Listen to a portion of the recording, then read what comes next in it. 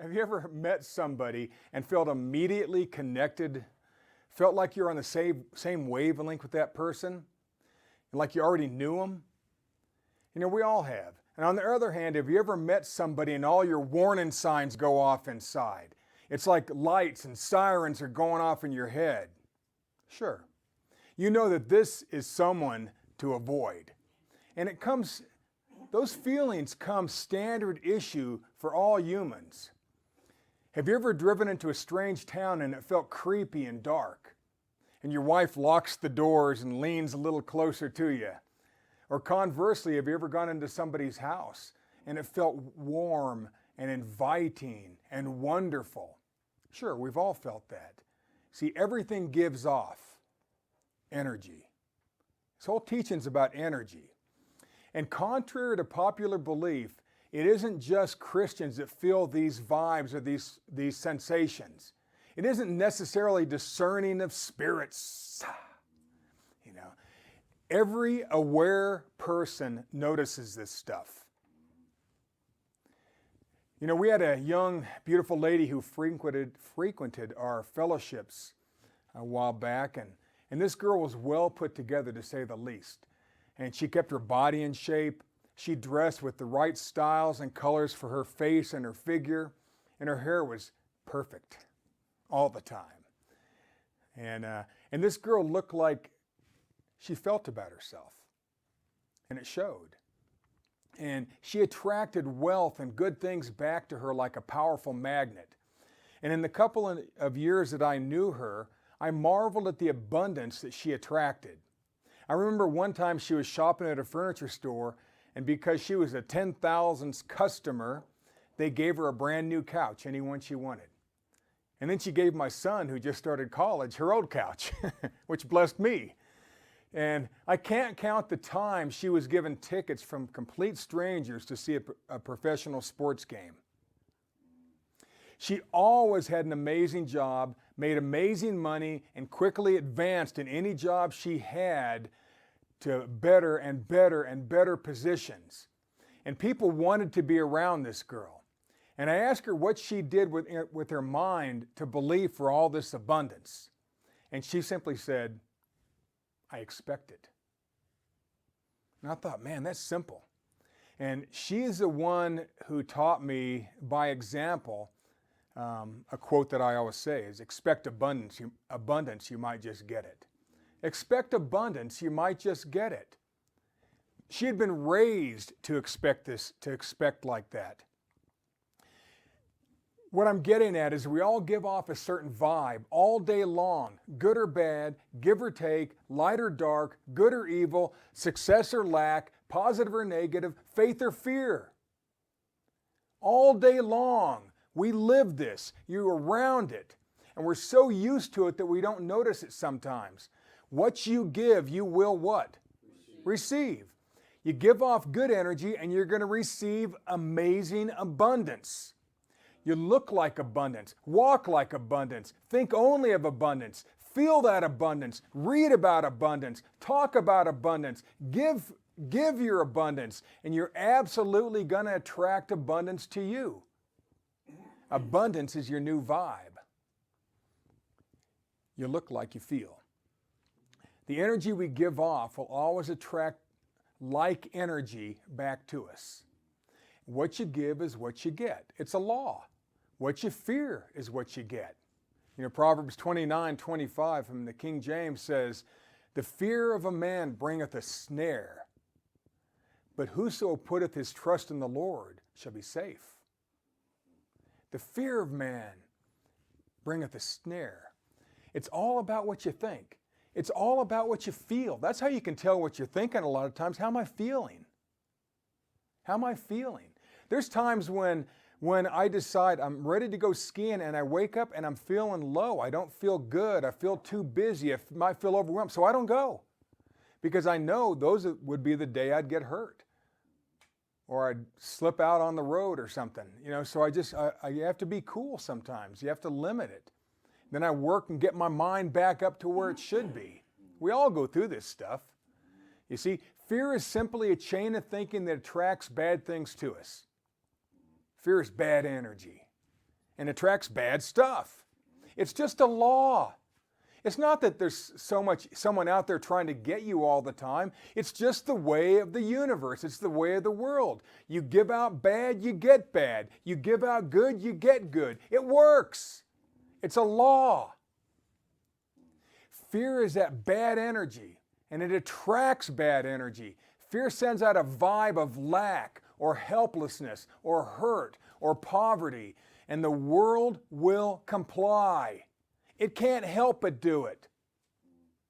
It has no emotional attachment to you or against you.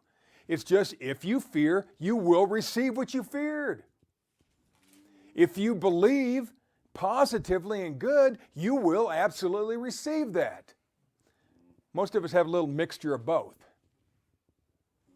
See, the universe will answer in kind, folks. We once had a guy come to our home Bible study a few times, and the guy looked disheveled and acted unsure of himself. His glasses were smudged and they were crooked. You see, his hair was always messy, his clothes mismatched.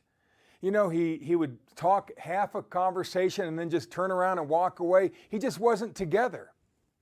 And he lived like he looked.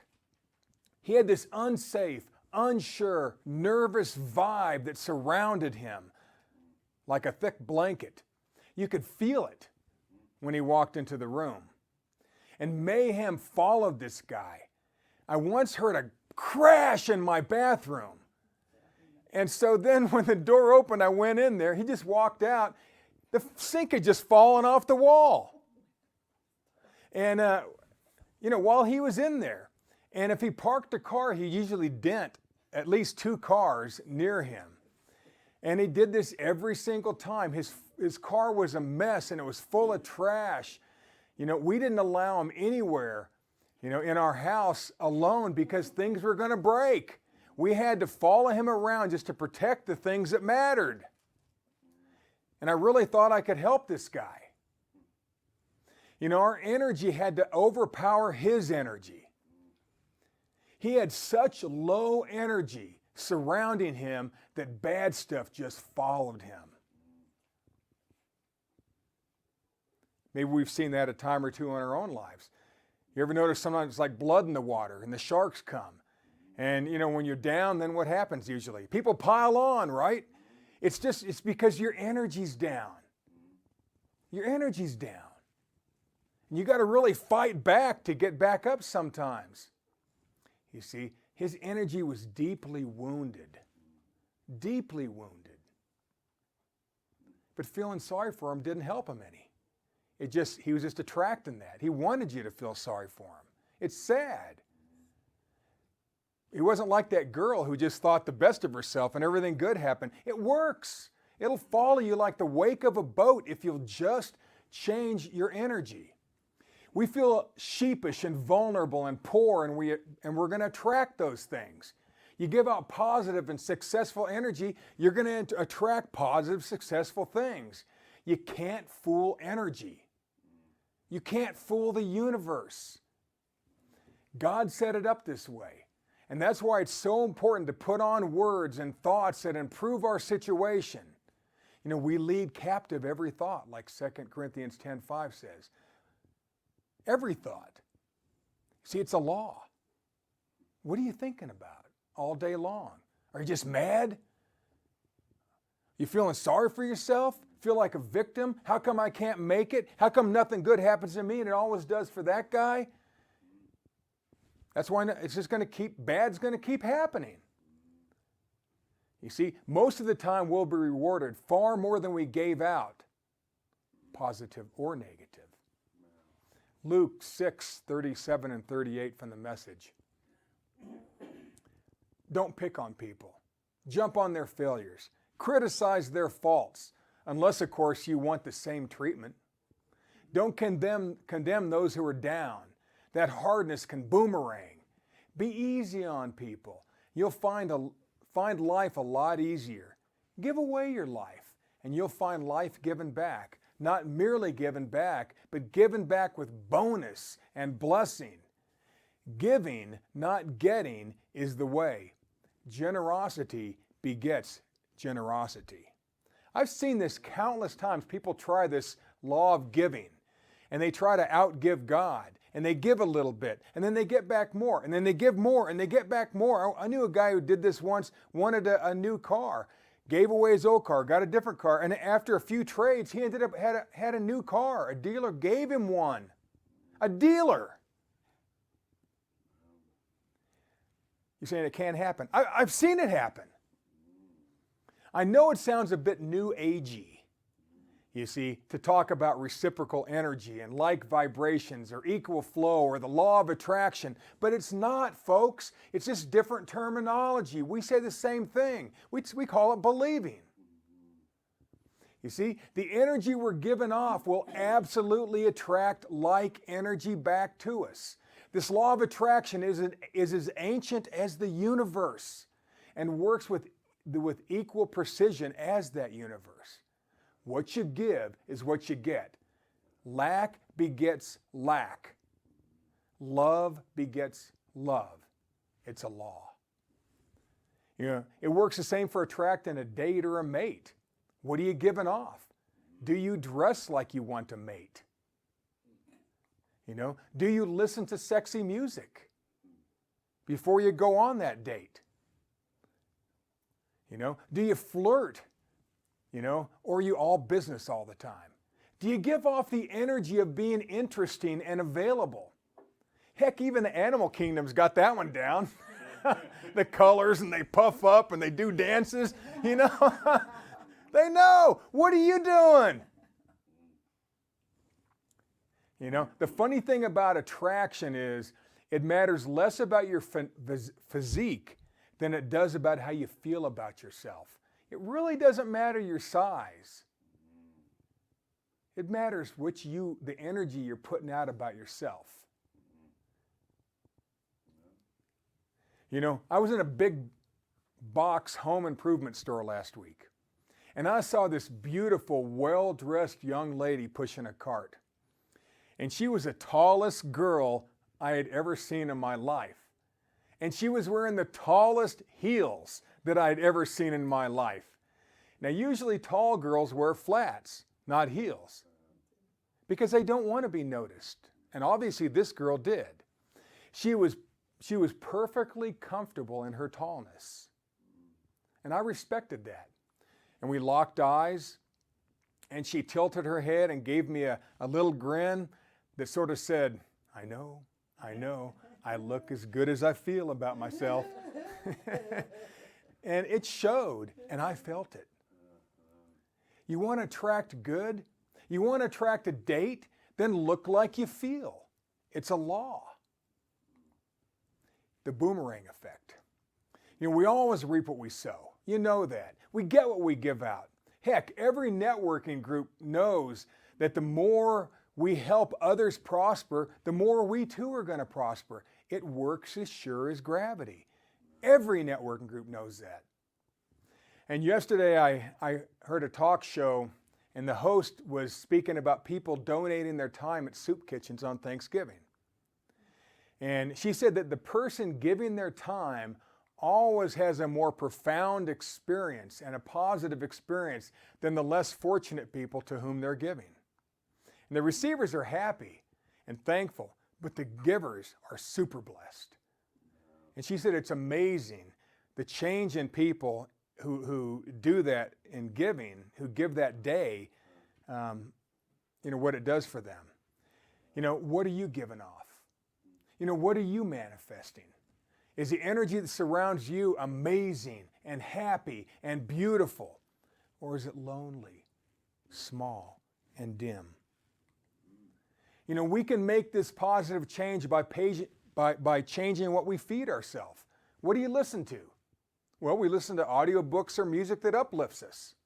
You see, what do you read? We read books that better us.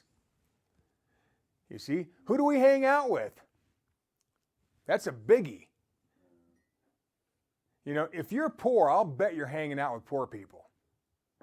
I'll just bet you're hanging out with poor people. You see, a lot of writers say that we will become the average of the 5 people we hang out with the most. They also say that your finances will typically be the average of the 5 people you hang out with. The Bible says evil communications corrupt good morals. You see, who we hang out with makes a big difference to who you end up being. You see, our thoughts and feelings, our vibe, our energy is going to track back to us the energy that we're giving out. Energy is like a boomerang. What you throw out there will come back to you. You give good, you're going to get good, folks. You give abundance, you're going to get abundance. You give hell, you're going to get hell. You give weakness, you're going to get back weakness. You know, we think about these people who are accident prone.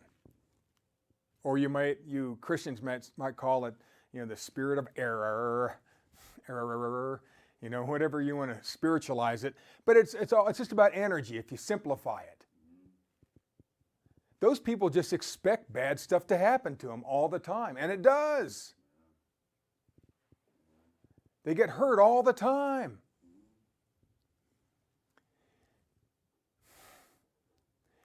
Job 3:25, common verse, it says, "For the thing which I greatly feared has come upon me, and that which I was afraid of is come unto me." This is a guy who knew about making money. He was great at success, and he was brilliant at failure. He could go either way. He knew how to set his mind to get something done. See, all of us have known someone who manifested catastrophe because they were afraid of some certain bad thing happened to them. Haven't you? You ever met somebody, you knew somebody that they just knew it was going to happen. They knew it and it did. I once read an article about a woman who was deathly afraid of whales. Now, I know it sounds weird, but it actually is a real phobia, like being afraid of spiders or snakes. And their size and their strength just terrified her. And while she was on vacation one time, her husband talked her into going out into a small boat in the bay. And reluctantly, she put on her life jacket and stepped into the small craft. No sooner had they gotten out into the deep water, a whale breached and slapped the back of her head with its fluke and sent her to the hospital. Now, what are the chances? What are the chances? But she feared that very thing happening. What she greatly feared, what she could feel could possibly happen, happened to her. She had gone through this scenario time after time after time after time in her mind, and it happened. It manifested. You want to see power? Then start thinking about power. You want to see God really work in your life? Then start thinking about it. Expect it. Want it. Start small, work big. Who cares? We attract what we put out there. If we want to change what we're receiving, we have to change the way we feel inside by controlling every thought to the word, to be positive. And the benefit to us will be amazing abundance. Feel abundant, be abundant. That's that boomerang effect. Now the energy behind money. And this sort of has recently blown my mind. Money's a loaded topic because we've all been taught so many different things. We watched our parents either struggle or prosper. And we heard our ministers speak of its traps and evils. You see, and even many people from our own generation, they're poverty proud. They're poverty proud. I was once talking to a struggling Christian businessman about God's abundance, and he said, "You're not one of those prosperity Christians, are you?" See, he believed he was supposed to struggle, that Jesus struggled. Boy, Jesus prospered as much as he possibly needed to. My God, how many of you have had a troop of angels come down and minister to you? That guy sends out low energy. which attracts low money. Low energy attracts low money. Get your energy up. How do you do that? It's just thoughts. Almost everyone teaches that we're to love God, not money, yet we think about money multiple times a day. Money flat out dominates most people's thinking. I used to figure to the 15 minutes how much money I was making. I'd be working, I'm thinking, okay, I just made, $25, just made $100, and it's just funny, I don't know why I did it, but, we think, oh, we don't love money, we don't, but just think how many times a day you're thinking about your finances or your investments or whatever, your retirement, or how much you don't have. The cool thing about money is that money is usually the fastest and easiest way to see how this law of attraction works. You want to see the law of attraction work in you? The fastest and easiest way is going to be around money. If you can figure out how we make this work for us regarding finances, we'll be able to figure out how to make it work in anything in life. The fastest way to manifest is surrounding money. That's why it's such a loaded topic. Money itself has no energy. It's the thoughts about it that seem to give it wings, to fly toward us or to fly away from us. What's your money vibe? You ever seen people that these animals are just attracted to them? They walk into a house and it's like dogs and cats. It's crazy. Well, they want that. Usually. Or they don't want it bad enough and it happens. But it's funny. Some people the animals don't pay any attention to. It's a law of attraction. It works. But what is money anyway? Money is worth nothing more than the energy we think it's worth. Money is just a medium of exchange, an exchange of energy. That's all money is. I'll give you 2 of these green pieces of paper for that bottle of chilled water. That's all you're doing. You're giving this green printed paper, to somebody for a bottle of water. In the late 70s, would you buy, those of you who are around then, would you pay anything for a bottle of water? Nobody would have, unless you were just dragging yourself through the desert, and your tongue was hanging out. Today we pay more for bottled water than we do for gasoline because people have told us the great benefits of water. You see, I read in the paper today that an angry 2-page letter from John Lennon to Paul McCartney, written about the time the Beatles broke up, was sold at auction for $30,000. Now, I would never pay that for anybody's letter unless it was the original copy of the Constitution, But to someone, the energy surrounding those 2 handwritten pages was worth $30K. The thing doesn't have it. It's the energy surrounding that thing. Like people want a house to be haunted. And then they go in and they get the P. Willie scared out of them. It's just a house. But they'll manifest some nasty stuff if they want. It's crazy. You see, speaking about the perceived worth of things, how much would a 54-year-old party dress be worth to you? 54 years old. $50, $100, $1,000? Might it be worth $10,000? Would you pay $10,000 for a 54-year-old dress? The other day, I heard that the dress of Marilyn Monroe, the one she wore in 1964 when she sang "Happy Birthday, Mr. President," sold for $4.8 million. $4.8 million. Is that fabric worth that? But to somebody it is, because of what happened and the energy surrounding that dress.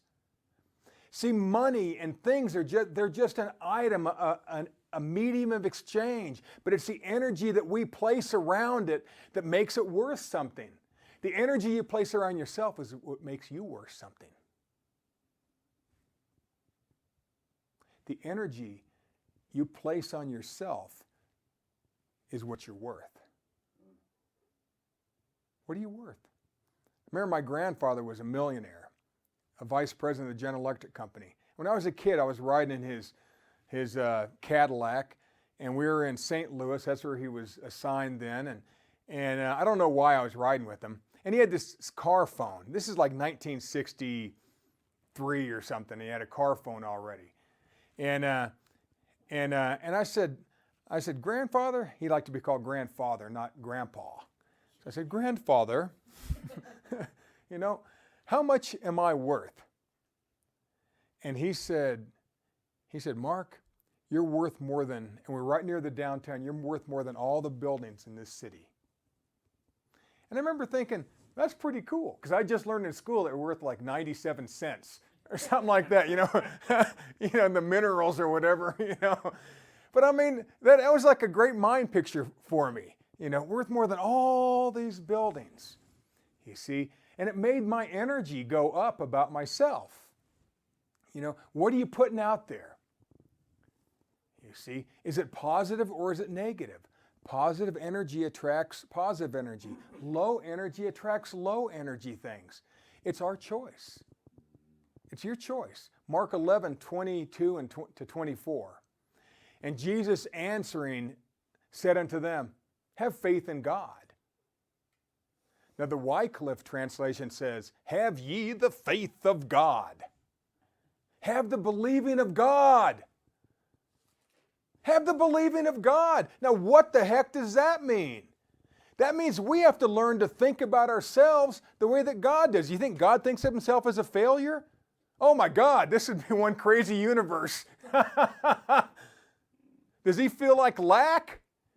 Oh my gosh. You know, have the conviction of God. Have the full, raw, guttural expectation that God has. If God wants to do something, what does he do? He does it. That's how we're supposed to believe. That's where our energy should be. You should manifest everything that you need. It's already been given. God doesn't have any doubts about his ability to pull something off. I don't think so. Look at the universe. Scientists now say that it's 3 times bigger than they thought it was 10 years ago. Some say there is no end to the universe. It just keeps going and going and going and going. We're planning a trip to Mars. I read in the paper today that Stephen Hawking, he said that mankind has 1,000 more years on this earth, that we will destroy ourselves by then, and that we better find another planet to live on. Now, I tend to disagree, though he is far brighter than I. But I know that God takes good care of us. You see, I mean, this earth's been flooded out and then repopulated. I mean, so there's a lot of good. He said that artificial intelligence will overtake us. It'll be our own demise, you know. But I mean, it's just energy. And then people start believing that and they get afraid. Now they make movies about going to Mars and going to other places. And, you know, I mean, people have been thinking this stuff for years. We're going to ruin this earth and go to another planet. Why don't we just take care of the earth in our head? Take care of our own energy. Give that off and help other people do the same thing. See, Jesus tells us to have the positive energy, the believing expectation that God has. It has to be possible, folks. Verse 23, for verily I say unto you, that whosoever shall say unto this mountain, be thou removed, and be thou cast into the sea, and shall not doubt in his heart, but shall believe that those things which he says shall come to pass, he shall have whatsoever he saith. Therefore I say unto you, what things soever ye desire when ye pray, believe that ye receive them. Believe you've already received them, and ye shall have them. Isn't that the same thing I've been talking about for this half hour? It's the same thing. It's all through the Bible. Job, we saw the negative side and the positive side. Jesus knew this. Take that verse for a test drive. Why don't you try it out? Have the believing of God. Like I said a minute ago, money is a loaded topic. How you were raised around money is deeply imprinted. My parents sometimes are so broke, they would borrow money from me when I was a pre-teen to buy Christmas presents, because I saved every penny. You know, and then they'd pay me back. I had a little soldered together tin box with a hole in it, so I couldn't get to it. It was my dad had soldered it shut, and so then he just cut it, he just heated it open, took the money out, and then soldered it back, and I started over again. You see, but I mean, you know, so I had to really work to get past that. You see, then people who were raised with great wealth, it's hard for them not to think that. It's real hard for them not to think wealthy thoughts. You see, money's a loaded topic. And those are imprinted, deeply imprinted images that we have. What about the ones your pastor or your minister drilled into your head about debt and sin and greed and avarice? You know, or what about your poor, well-meaning friends that talked about materialism and how it weighs you down and you're just sucking up to the man, you're part of the machine now. And it diminishes your energy and makes you feel smaller and weaker and poorer and broker. I'm tired of that stuff, folks. You know, let's reset our thoughts, fine-tune our energy, and up our vibe. Because God wants us to have more than we can ever imagine. Money and friendship. The other day, on a dark 5 a.m. jog, as a mental exercise to avoid the boredom, you know, I asked myself a question. I asked myself, what are the dominant problems that seem to keep coming up over and over in people's lives? Nice light thought for 5 a.m. And I synthesize most of my teachings while I jog. And I think about what I want to say and what people are talking about. And money came up on that top 10 list of things. You know, so did health, and so did relationships, which are really the top big three: money, health, and relationships. Top three things people pray for and try to believe for. And what flashed on the screen of my mind next sort of surprised me, and it was a verse that the love of money is the root of all evil. 1 Timothy 6:10. And I thought, why am I thinking about that? I understand that verse. You know, don't be greedy. You know, give is good, greed is bad. You know, I thought I really understood that. And then I thought, okay, now why is this in my mind now? You know, I said, what's going on here? What is this thing really saying? Sort of weird when you're jogging, but I was sort of having this conversation. And I'd always believed that people who loved money were the people who just couldn't get enough of it. They were greedy. They were ugly people who would do anything for filthy lucre. You know, Titus 1:11. You know, they put money before God. It's mine, mine, mine. I want more, more, more. And then I had this aha light bulb moment. I realized in reality, the people who thought and talked about money the most were the people who didn't have any. And I thought, what? You know, those without money were money crazy. You know, maybe that verse is talking less about people who have too much money and more about people who are in great want of money. Now think about it. When you read the context of this, I think it'll blow your mind. 1 Timothy 6, 9 and 10, and we're going to read it from the King James. But they that will be rich fall into temptation and a snare, and into many foolish and hurtful lusts, which drown men in destruction and perdition. Oh, you know, that means I better not work at being rich. I better not, you know, and I always thought the term, they that will be rich, were people who were dead set and determined to be rich, and nothing and nobody was going to stop, and they stop them or better not get in their way. And that those people were in for a world of hurt. Well, I was wrong as I started reading this. This verse means quite the opposite than what you might think. That phrase, those that will be rich, in the Greek doesn't mean taking an overly aggressive action toward their financial goals. The word will is in the passive voice future tense in Greek. And it means to consider deeply, to really, really wish something something will come to pass someday, but no immediate action is taken at that time. It's just wanting. It's just wanting. And most people who are poor, they just don't put out enough or the proper energy, to get what they need. They're spinning their wheels. They waste their time on the internet. They waste their time with the wrong friends. They do something. They're wasting something. They want it. They pray for it. You see, but they don't work for it. Wishing for something but doing nothing is a fool's errand. It's like being in a race but never leaving the starting blocks, but wishing you could win. It's watching your own life play out from the stands as a spectator. We just picture what we want. We picture what we want. We visualize what we want. We want. That's what that verse is saying. This law of attraction thing, this believing thing, this energy and vibe thing must be followed with action. Now let's look at the follow-up verse to that. 10. For the love of money is the root of all evil, which while some coveted after, they have erred from the faith and pierced themselves through with many sorrows. The word coveted after means longed for.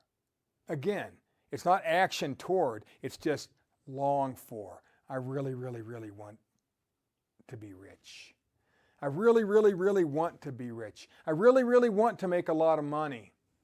You see, it's a want with no oomph. It's dreaming of that trip to Italy but never planning for it, never putting a dime aside. You see, it's wanting a better job but never applying oneself or never applying. It's wanting more clients but never going out to find them. You see, that's the context of love of money. It's wanting money but taking no action. Drilling down a little bit more, it's to constantly be looking at what I don't have and doing nothing to get what I want.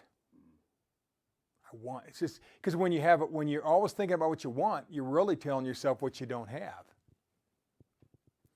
Whereas in God, it's like, I got it. It's there. It's done. Every need has already been supplied.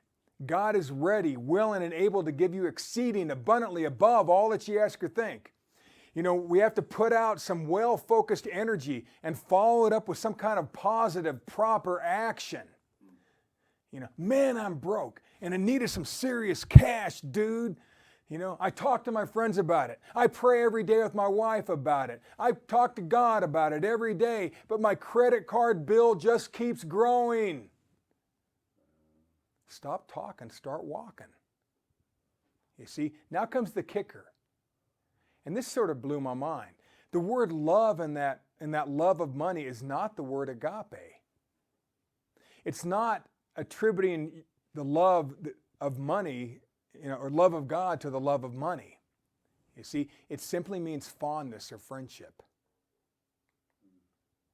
It's just a friendship. And then you think about that. Put the verses together, and it's like wanting money to be our friend, but deep down we don't think it wants to be our friend.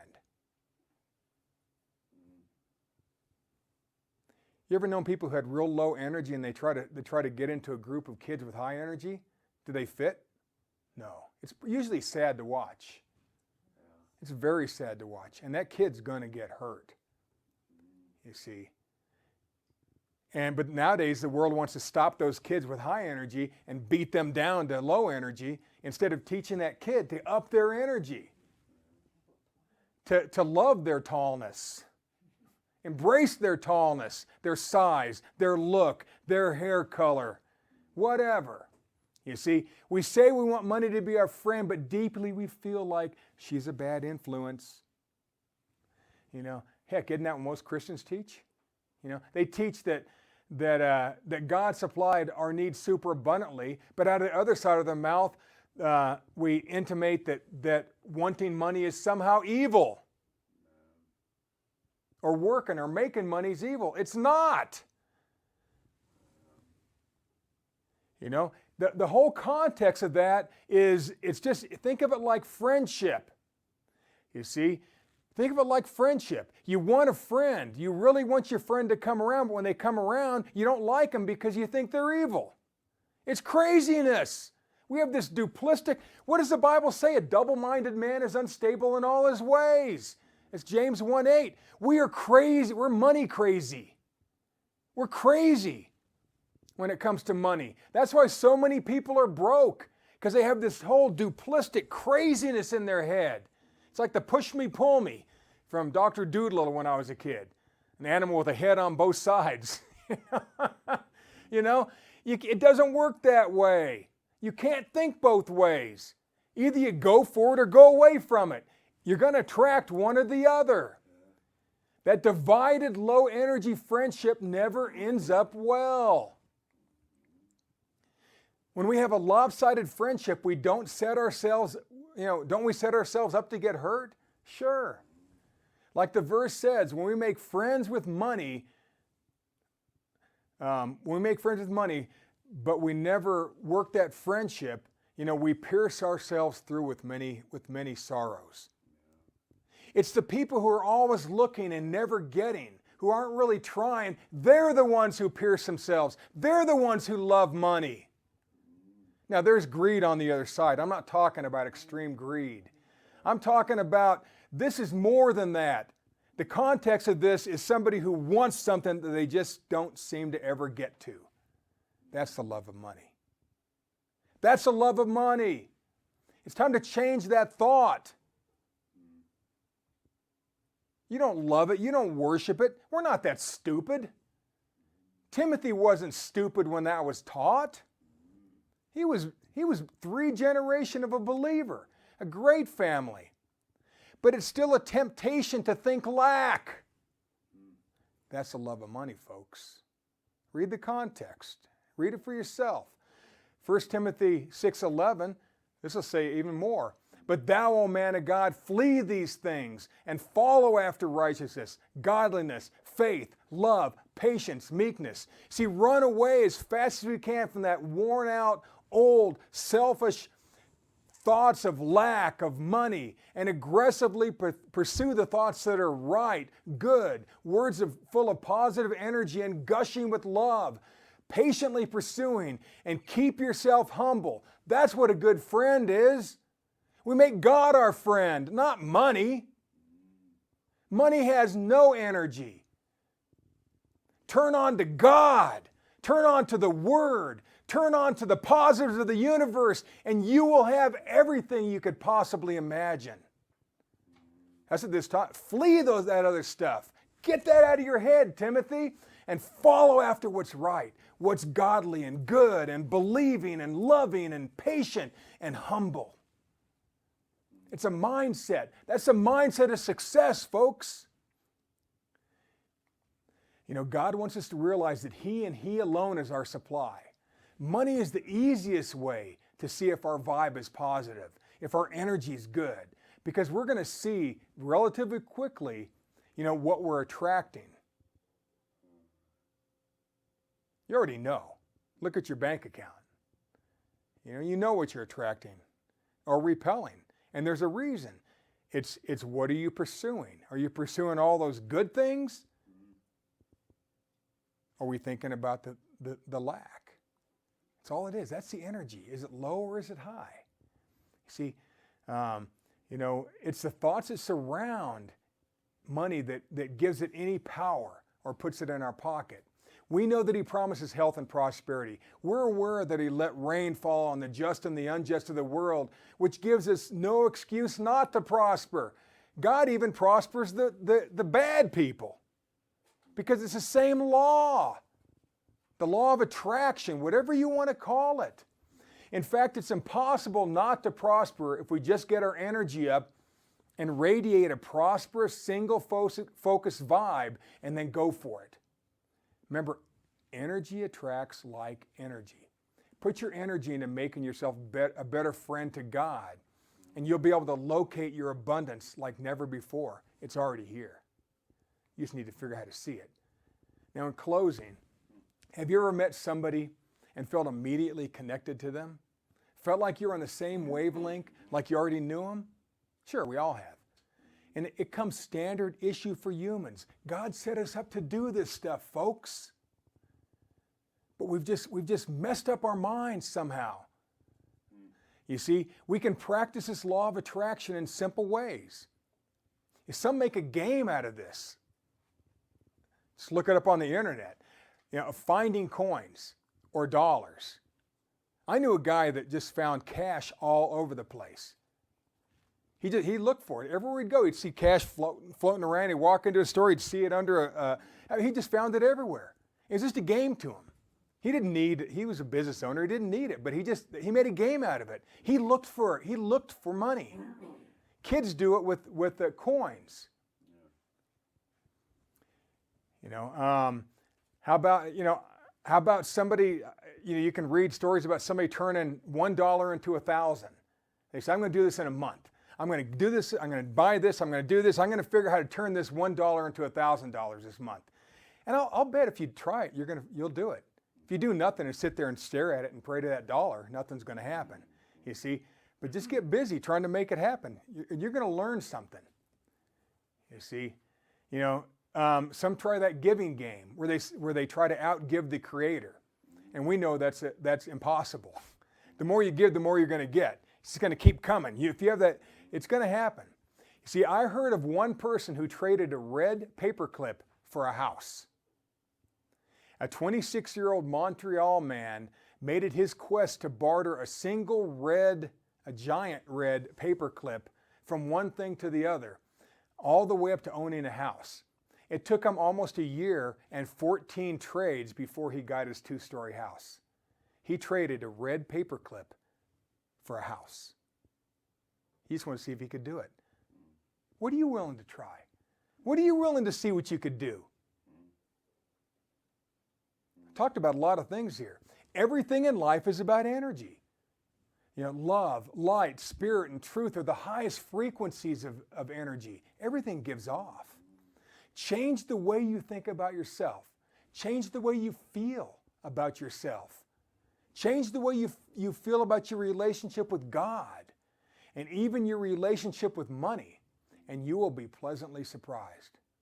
Fill your life with great expectations. God bless.